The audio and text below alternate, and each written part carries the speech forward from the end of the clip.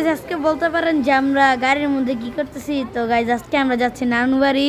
So এখন আমরা রাস্তার মধ্যে আছি।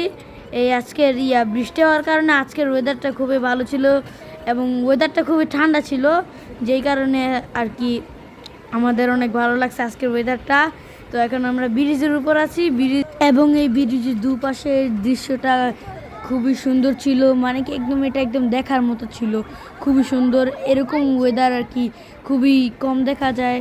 এখন আমরা ব্রিজের একদম সেন্টারে আছি। এখন এই ব্রিজ থেকে নদীর যে দৃশ্যটা খুবই সুন্দর, কারণ যেহেতু এখন বর্ষার সিজন, তাই এই নদীর পানি কানায় কানায় ভরে গেছে এবং পানিটা খুবই ক্লিয়ার।